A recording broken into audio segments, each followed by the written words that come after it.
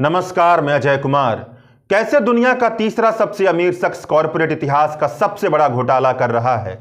Hindenburg research की Adani group को लेकर के यह रिपोर्ट आने के बाद अडानी ग्रुप के टोटल वेल्थ का गुब्बार इस तरह से फट रहा है कि उसे सिलने वाला कोई नहीं मिल रहा। जानकार कह रहे हैं कि जितनी ज्यादा अडानी ग्रुप के टोटल वेल्थ में कमी आ रही है, उतनी ही ज्यादा भारत के कॉरपोरेट गवर्नेंस पर सवालिया निशान लग रहा है। लोग सोच रहे हैं कि आखिरकार आरबीआई, सेबी, ईडी जैसे फाइनेंशियल रेगुलेशन से जुड़े संस्थान क्या कर रहे थे। उनकी देखरेख में अडानी ग्रुप ने धोखाधड़ी कर वेल्थ का गुब्बार कैसे खड़ा कर दिया। अगर हिंडनबर्ग के आरोपों में दम नहीं है तो अडानी ग्रुप के स्टॉक प्राइस धड़ाधड़ क्यों गिर रहे हैं। अभी तक तो केवल स्टॉक प्राइस गिर रहे थे, अब तो अडानी ग्रुप ने खुद ही 20,000 करोड़ रुपए का फुल्ली सब्सक्राइब एफपीओ रद्द करने का ऐलान कर दिया है। इसका मतलब क्या है? क्या यह कदम नहीं बताता कि हिंडनबर्ग के आरोपों में दम है और इसको खुद अडानी ग्रुप ने साबित कर दिया है? यह जो पूरा का पूरा खेल चल रहा है, क्या यह पूरे के पूरे भारत के कॉर्पोरेट गवर्नेंस पर सवाल नहीं उठाता है? अच्छी बात यह है कि आरबीआई ने सभी बैंकों से यह ब्यौरा मांगा है कि वह बताएं कि अडानी ग्रुप में उन्होंने कितना इन्वेस्टमेंट किया है।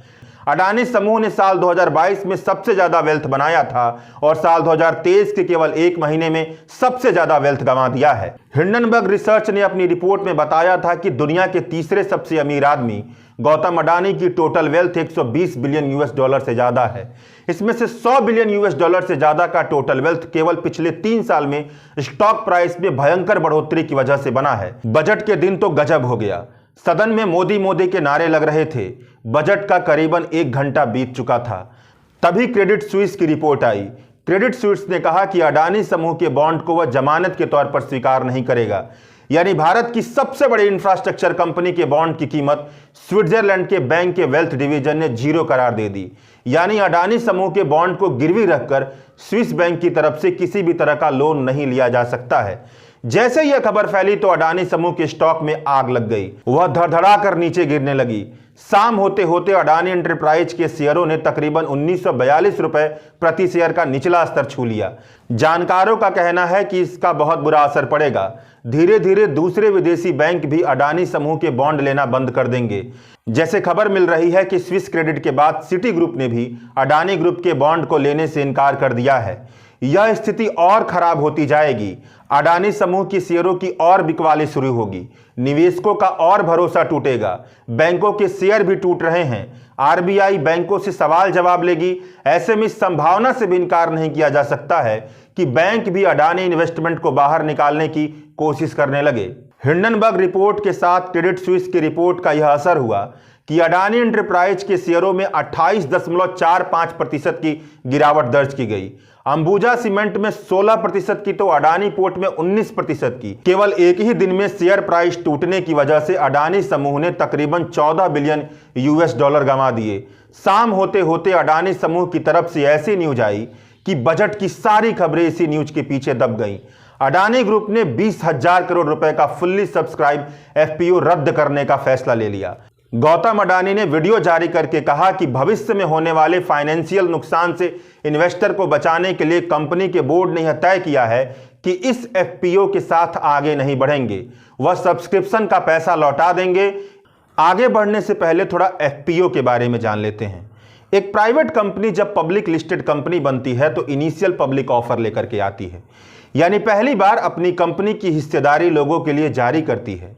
उसकी कंपनी में शेयरधारक बनकर लोग उस कंपनी के मालिकाना हक में हिस्सेदारी पाते हैं। उसके बाद फिर से जब कंपनी के प्रमोटर अपनी इक्विटी का कुछ हिस्सा मौजूदा शेयरधारकों और दूसरे लोगों के लिए बाजार में जारी करते हैं तो इसे ही एफपीओ यानी कि फॉलो ऑन पब्लिक ऑफर कहा जाता है। अडानी ग्रुप का तकरीबन 20,000 करोड़ का एफपीओ 27 जनवरी को सब्सक्रिप्शन के लिए खुला था और 21 जनवरी को बंद हो गया। इसका प्राइस बैंड 3112 रुपए से लेकर के 3276 रुपए प्रति शेयर रखा गया था। यह बैंड प्राइस 23 जनवरी के अडानी एंटरप्राइजेज के प्रति शेयर मार्केट वैल्यू 3434 रुपए से कम था। यानी रिटेल इन्वेस्टर अगर इन्वेस्ट करना भी चाहते तो एफपीओ खरीदते, ना कि ओपन मार्केट में शेयर की खरीदारी करते। मिंट पर छपी रक्षिता मदन की रिपोर्ट बताती है कि हिंडनबर्ग रिपोर्ट का असर यह हुआ कि 27 जनवरी को एफपीओ खुलने के बाद ओपन मार्केट में अडानी एंटरप्राइजेज के शेयर एफपीओ के लिए निर्धारित बैंड से गिरकर के नीचे चले गए। ऐसी दशा में एफपीओ कहां बिकने वाला था। 2 दिनों तक एफपीओ की मांग नील रही। मगर उसके बाद आबू धाबी के इंटरनेशनल होल्डिंग कंपनी के अडानी ग्रुप के 20,000 करोड़ के शेयर में $400 मिलियन का निवेश करने का ऐलान किया। तीसरे दिन जब अडानी ग्रुप के शेयर ओपन मार्केट में एफपीओ के निर्धारित बैंड से 10% कम पर बिक रहे थे, उस समय भारत के अमीर लोगों ने अडानी एंटरप्राइजेज के एफपीओ को खरीदकर उसे बचा लिया। एनडी मुखर्जी ब्लूमबर्ग पर लिखते हैं कि भारत के अरबपतियों में गजब का भाईचारा देखने को मिला है। जब एक नाव डूब रही थी तो दूसरे उसे बचाने निकल पड़े। अल्ट्रा हाई नेटवर्थ इंडिविजुअल जैसे कि भारतीय एयरटेल के सुनील मित्तल, स्टील के कारोबार से जुड़े सज्जन जिंदल जैसे लोग, जो ना तो फाइनेंशियल इंस्टीट्यूशंस का हिस्सा होते हैं और ना ही रिटेल इन्वेस्टर होते हैं, उन्होंने उनके लिए जो कैटेगरी थी रिजर्व क्लास की, उसके शेयर पर 3.3 गुना ज्यादा बोली लगाई। इसके उल्टा रिटेल इन्वेस्टर के लिए रिजर्व शेयर के केवल 12% ही सब्सक्राइब हो पाए। अडानी समूह में काम करने वाले कर्मचारियों के लिए रिजर्व शेयर के केवल 55% ही सब्सक्राइब हो पाए। यह बात स्वाभाविक थी कि जब ओपन मार्केट में अडानी समूह के प्रति शेयर 1942 रुपए में बिक रहा है तो कोई उसे एफपीओ के तहत 32 रुपए में क्यों खरीदेगा। इस तरह से जैसे तैसे करके अडानी ग्रुप का एफपीओ फुल्ली सब्सक्राइब हो गया, मगर शाम होते होते रद्द भी कर दिया गया।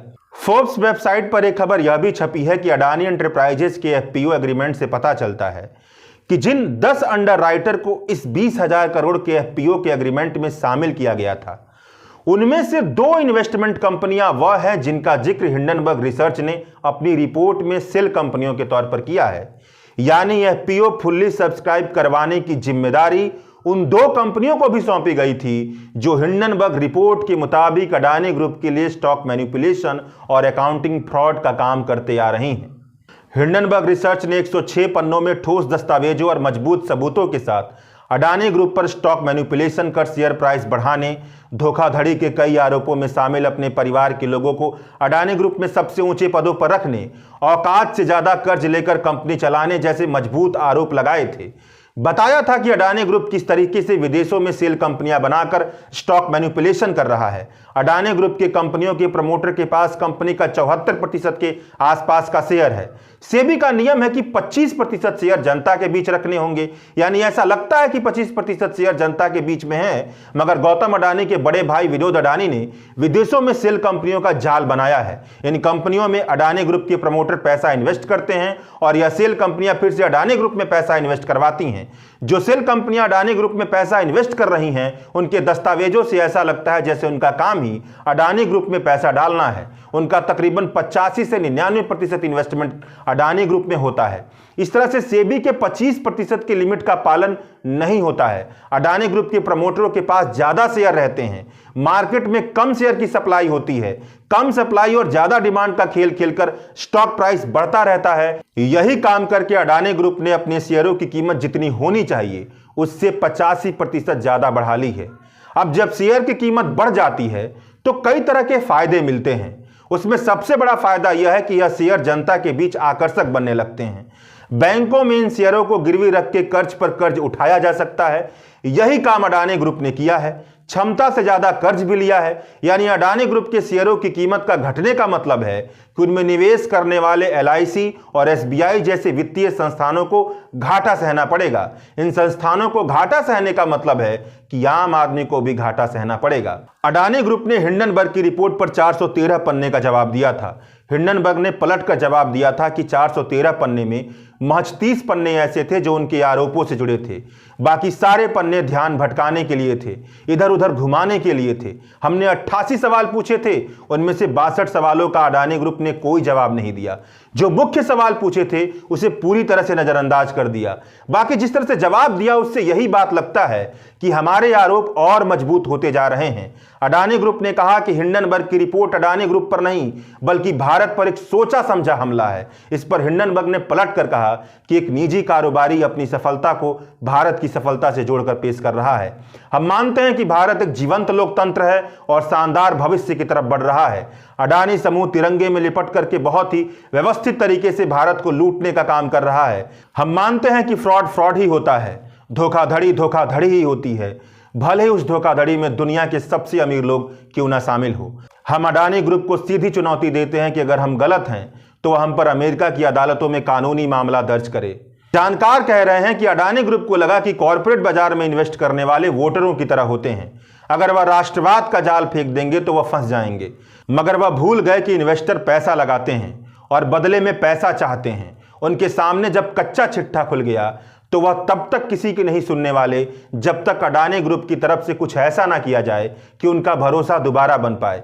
जैसे कि यह हो सकता है कि अडानी ग्रुप अमेरिका की अदालतों में हिंडनबर्ग को चुनौती दे, लेकिन दे तब ना। खेल देखिए, अडानी ग्रुप के चीफ फाइनेंशियल ऑफिसर की नागरिकता ऑस्ट्रेलिया की है। पहले तो उन्होंने अडानी ग्रुप के बचाव में तिरंगे के साथ खड़ा होकर बयानबाजी दी, बाद में इन्होंने शेयरों में गिरावट की तुलना जालियांवाला बाग से कर दी। इन्होंने एक अंग्रेजी पत्रिका में बयान दिया कि जालियांवाला बाग में सिर्फ एक अंग्रेज ने ऑर्डर दिया और भारतीयों ने भारतीयों पर गोली चला दी, इसलिए मुझे कुछ भारतीयों के बर्ताव पर आश्चर्य नहीं हो रहा है। इस तरह की असंवेदनशील तुलना करके बचाव करने की कोशिश की गई, मगर फिर भी कुछ नहीं हुआ। जब सत्ता और पैसे के अहंकार में डूबे लोग इस तरह की तुलना करके सार्वजनिक बयान देते हैं तो आप भी सोचिएगा कि ऐसी तुलनाओं को सुनकर आरबीआई, सेबी और ईडी जैसे वित्तीय संस्थानों के रेगुलेटर के अधिकारी अपने गिरेबान में झांकते होंगे कि नहीं झांकते होंगे। फ्रंटलाइन के संपादक वी श्रीधर कहते हैं कि मुझे इसकी चिंता नहीं है कि अडानी ग्रुप के टोटल वेल्थ में कितनी कमी हो रही है। मेरी चिंता यह है कि अडानी ग्रुप के गिरने के साथ साथ भारत का सिस्टम गिर रहा है, आम लोगों का पैसा गिर रहा है। अडानी ग्रुप ने 20,000 करोड़ रुपए का एफपीओ वापस लेकर और यह कहते हुए कि वह निवेशकों को बचाना चाहता है, खुद साबित कर दिया कि निवेशकों को अडानी ग्रुप से ज्यादा हिंडनबर्ग के आरोपों पर भरोसा है। एलआईसी, एसबीआई और अन्य वित्तीय संस्थानों से भी पूछना चाहिए कि किन मानकों को अपनाकर उन्होंने अडानी ग्रुप को कर्ज दिया था। इनके कामकाज पर बहुत बड़ा सवाल उठ रहा है। सरकारी बैंकों और एलआईसी के शेयरों की कीमत में गिरावट दर्ज की जा रही है। यहां गिरावट होने का मतलब है कि आम जनता की कमाई पर असर पड़ना।